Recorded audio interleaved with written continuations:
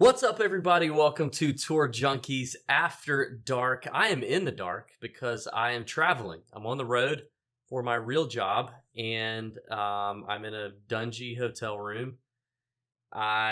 We talked about it on the podcast tonight, Pat, but this is the only alcohol that I have at my disposal right now. It's a glass of wine that I stole from the restaurant that we were at just down the street. Looks delicious. It is very delicious. So that's what I have here for Tour Junkies After Dark. Is that like an oversized glass there? I mean, that thing is huge. Or does the camera just make it look bigger? No, I mean I had it filled to about right there, I guess. But yeah. But I'm just talking about the glass itself. It's like it's a normal glass. It's a normal cartoon-esque. I'm in one of those places where you don't have a bar in the hotel, you don't have a fridge in the hotel room. I've got Alberta downstairs in a little corner nook where I can either grab like a Kolsch or maybe a Milwaukee's Best out of the fridge down there and pay for it, or I can buy a little small bottle of Barefoot, So I strategically exited the restaurant where I was having this lovely red blend that I'm enjoying and just, took this on with me so I could make it for Tour Junkies After Dark tonight, buddy. Good to see you. Ready for the Genesis Open? Yeah, let's go. I love this tournament. We only have one course this week, which is just fantastic. Probably the best field we've had all year. I think you would agree with that. This is just a awesome field all the way through, even down to the cheaper guys. So yeah, excited. Yes, stacked field. It's the last event of the West Coast Swing over in California, Pacific Palisades to be exact. It's basically LA is what it is. It's very highfalutin. It's a lot of gated communities like the ones that Pat grew up in. A lot of privilege, and just an all around great time. So. It's a stacked event. Tiger's playing in this one. DraftKings has some nice contests, some really nice contests. They've upped the ante this week. Yeah. Some really good ones. The $5 GPP is now a $10 with $150,000 to first place. So that's a lot of cheddar. That is a lot of cheddar. Let's get into it, Pat. I mean, the course is interesting. To me, Riviera sets up as a bomber's track. I think we'll probably debate a little bit about that tonight as we kind of got into it on the podcast. It's a par 71, around 7,300 yards, POA greens, small greens, pretty small greens, and the greens run pretty quick. And you've got guys like DJ who played really well here. Bubba's won here a few times.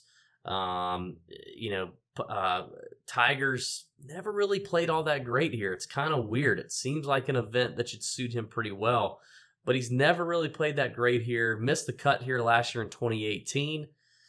Anything else you really think's essential? What are some key things you're looking at for the golf course? Yeah, like you said, with these small greens, I think that always brings scrambling into play. That's one of the things I'm going to look at for some guys to do well this week. I think you've got to scramble good around these greens. And then, screens and regulation, got to hit them. You've got to give yourself chances for birdies, and it's hard to do that when you're not hitting the greens. So I will look at some greens and regulation, maybe throw in some proximity there. So, those are that. Other than that, I'm with you. I'd like the driving distance stat, but we may have some argument on that in this show. There may be some things I'm not as high on that you are. So, yeah. Okay. Well, I got two players that I'm going to pick bones with you on tonight, and then we're going to talk a little bit about some plays we like over on the DraftKings Sportsbook side of things. And the two players they're right next to each other. The first one is Tommy Fleetwood. Now, I was on Tommy Fleetwood last week. He had a rough first day at Pebble Beach, but ended up pulling it together, kind of saved the week. He finished 45th, which isn't great considering the price. But here he is again. Over on DraftKings, he's priced, let's see, where is he? He is $8,600. Played here last year, was his first time going, and finished tied for 37th, which isn't bad. And Tommy Fleetwood is a ball striker. I'll give you that. However, he's not a great scrambler. At least he hasn't been lately. In fact, this past week at the AT&T Pro-Am, he lost over a stroke around the green scrambling, lost a couple strokes in a tournament back in the fall. If I'm looking for a reason to fade a guy in the 8K range, I think Fleetwood's one of those. I also know for a fact that he's not all that familiar with some of the playing surfaces here. There's some grass on this golf course called Kikuya grass. Oh, okay. Wow, you're going to throw out the Kikuya. He's not a huge fan of the old Kikuya grass. Just lacks a little familiarity. It's only his second full year on the PGA Tour. I think Fleetwood is a decent fade. I think he's going to be chalky because people are going to see him down at $8,600, and they're going to jump on him. So I'm out.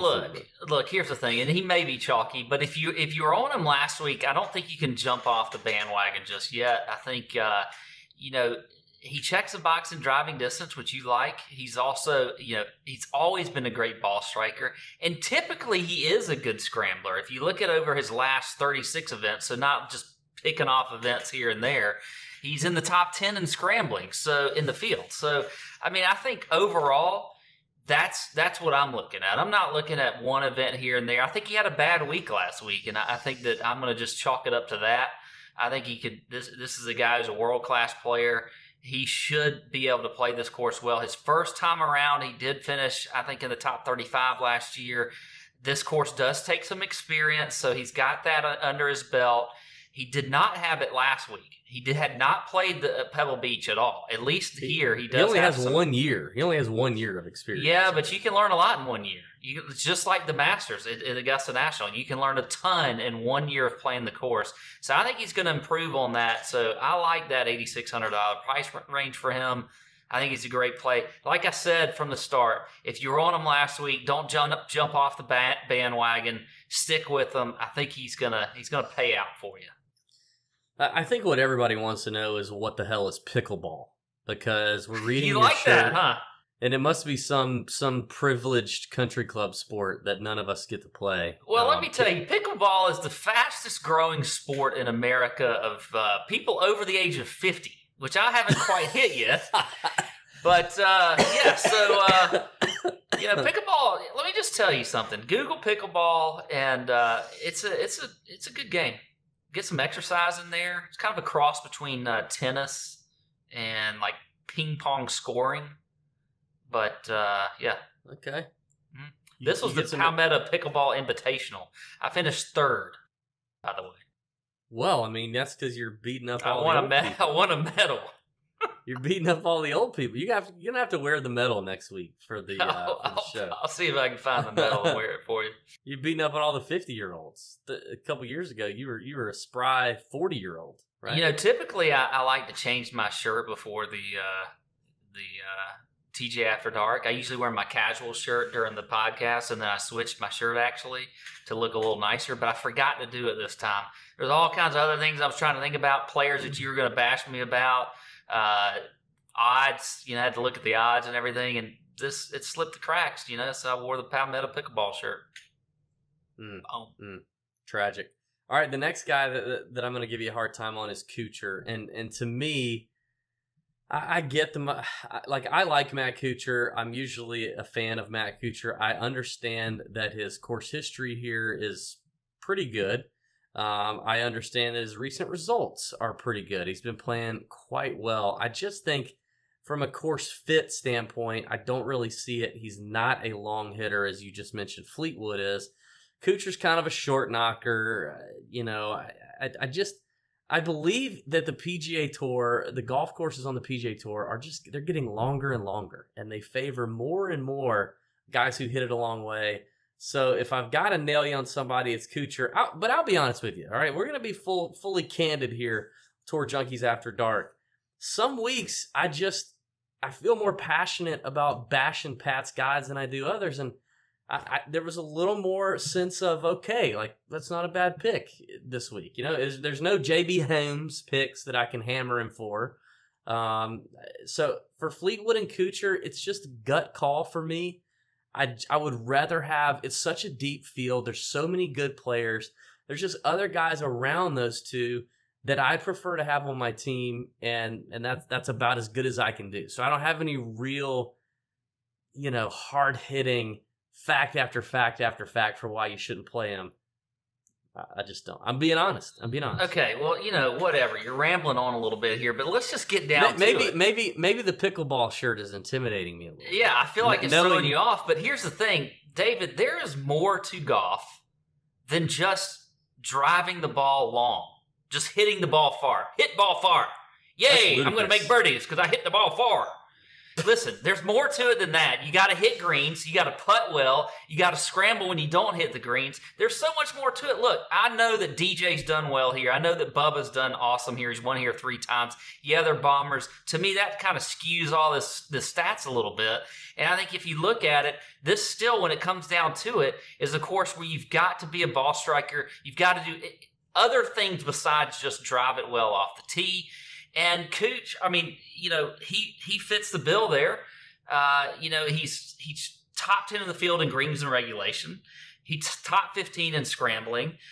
Again, like you said, he's in good form. He's putting well. All the things. And you know what? His ownership has dropped over the last 3 weeks, where he was just 13% owned at GPPs. I like that. I think when a field like this, when you get better players, all around as far as, the top guys, 9K and above, which we talked about, this is a great field. It's going to drop his ownership a little bit, so even more than he was this past week. So I like that from an ownership standpoint for Cooch. And that brings me to your guy that I have a big problem with, and that's a distance guy in Cam Champ. I mean, what else is there with Cam Champ? You got to tell me another reason besides just the fact that he can bomb it off the tee. He hasn't been in that great a form since, I believe before the Sony Open, maybe, at the Tournament of Champions, and he really hasn't done all that much. I know he was the darling last year in the fall, but I need a better reason other than, hit the ball far, man, Well, I'll give you a few. I mean, first of all, there's just upside with Cam Champ. It's a good price at $7,600. It's a great price at $7,600. That's what I really like about it. You got the upside in the young guy in Cam Champ. You've got a guy who's proven to win on the PGA Tour, proven that he can compete on the PGA Tour at a high level, even in deep fields like this one. But beyond just the bombing, if you look at the last 24 rounds, he is top 30 in this field in opportunities gained, and he's number 20 in this field in greens and regulation over the last 24 rounds. So, I mean, the rough isn't all that penal here at Riviera. It's more about being in the fairway, having the right angle, being able to control your spin into these small greens. But to me, even though I know Cam's recent results have been a little sketchy, but he's coming off the AT&T Pro-Am with a 28th place finish. The ownership is kind of like you said with Kuchar, it's dropping down. He's been between 8 to 10% owned in the last few events. But I mean, just look at the Pro-Am. He gained 2.5 strokes off the tee, 2 strokes with his iron play, 2.5 strokes putting. He didn't shift the ball that great, but he normally doesn't. But he pounds greens and he hits it a long way. So I just think the upside is too good for Cam Champ. $7,600 for that kid, that scoring potential on a course like Riviera that does reward distance as much or maybe more than the average course on the PGA Tour. At 7,600 GPPs, where he's 10% or less owned, I think you play him. I think it's a no-brainer. All right, so okay, I get that, but I got another thing for you. I'm going to go back up to the top because we talked about this briefly on the show, and you didn't really. You kind of gave me a little bit here, and I sort of agreed with you, but I feel like I need some more, just something to get me more on board with this. But you want to fade the highest price guys this week. You want to fade some JT and you want to fade some DJ. Even though DJ's got the distance here, I want to hear some strategy talk and why you think that those two guys you can fade this week. I mean, I think it's just golf, man. I mean, it's just golf. We talk about it. I talked about it a couple weeks ago when my famous Greg Harden comment came out when I was thinking of James Harden, obviously. There's just too much variability, and when you have a field this deep, I mean, all the way down to, I think it gets into the Cam Smith, Matt Kuchar, Tommy Fleetwood, Garcia, Brendan Grace range. I mean, almost all the way down into the 8K range. You got some world-class players here. And golf is just not that, it's not that predictable. I mean, look at DJ last week. 45th at the AT&T Pro-Am. If you paid up for DJ last week, you got screwed with a 45th place finish. So if you're paying up for DJ or Justin Thomas this week in a stacked field like this, those boys better play. They better bring it. They better top 10 at minimum, top 5 probably, if you know, or better, to really return value. And you know, we've got a 144-man field. Top 70 in ties make the cut after Friday. So you want to get the 6 of 6 through. And I like a slightly more balanced approach this week with just with the depth of the field. And Riviera can play a little more difficult at times. So the more difficult the golf course, the more likely the cream will rise to the top. So I want as many of those really solid world-class players on my roster as I can get. And when you play DJ and JT, you just can't fit it in. Good enough for me. That's good enough for me. Yeah, I appreciate that. All right, shall we move on to our sportsbook picks for the week? Yeah, let's get some odds out there. Let's see what's going on there.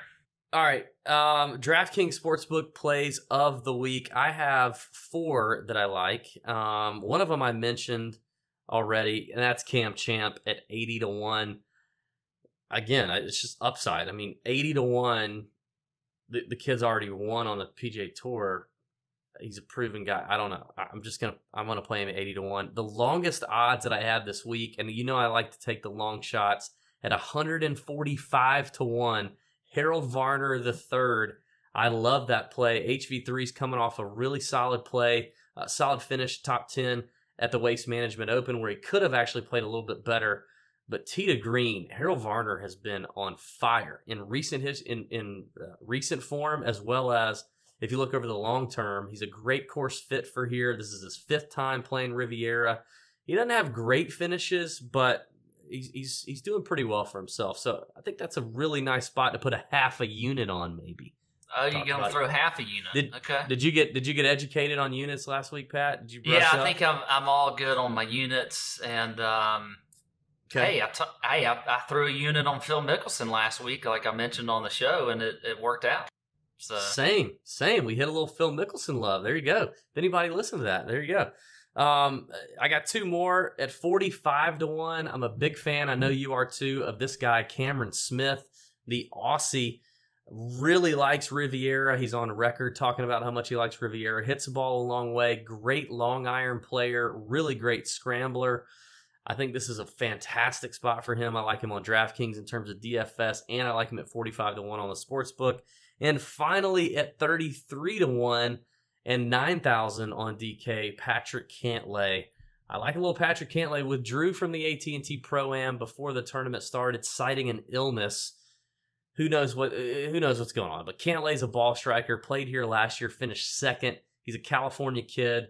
Loves Riviera. He's on record saying he loves Riviera. Great ball striker. I'm all in on Patrick Cantlay. 33 to 1, I think is a nice bet. That's as short as I'm going. I'm not gonna, for the same reason I'm not gonna play DJ or JT in DFS. I don't think there's any point in really betting a guy at 12 to 1 or 8 to 1 or 15 to 1 in a field like this. So Cantlay at 33 is as short as I'm going. Unlike Phil last week at like 25. Yeah, we got him at 25 to 1. And here's the thing. I do think, though, this is one of those tournaments where you typically do see like the cream rise to the top, kind of like your majors. And I think you could look at Hideki at 20 to 1. I think that could be a pretty good play. I'm okay with some Hideki there. My shortest would be him. My shortest odds would be him at 20 to 1. But I do like Cantlay at 33 to 1. I think that's a great play. And Cam Smith was also on my list at 45 to 1. Also, I think you really should look at some Jason Kokrak at 90 to 1. Great recent form. He's got 3 straight finishes inside the top 20. Has good course history here. Is a bomber. Fits the course profile for Riviera. So I love that at 90 to 1 for Jason Kokrak. Longest odds I've got are actually very long. 250 to 1. Sam Burns, love him this week. Bomber was just he was going to be the Cam Champ before there was Cam Champ.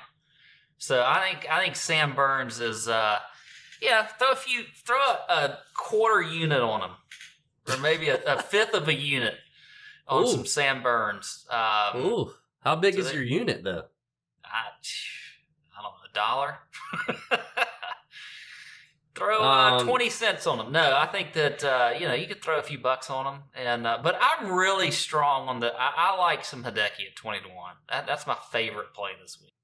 I like Hideki in DFS, not as much 20 to 1 on the betting odds, but if I were going to go 250 to 1, I'd be looking at like Keith Mitchell, who's not 250 to 1, but he's down there pretty good. He's down there. He's down there. Yeah.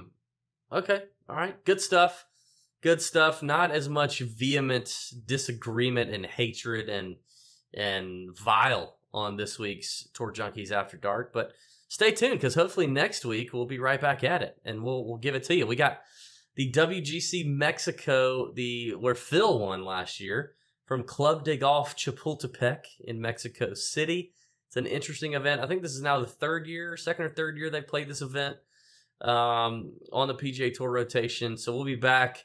May your screens be green. Hope you guys have a fantastic week. Thanks for watching Tour Junkies After Dark, presented by DraftKings. See ya!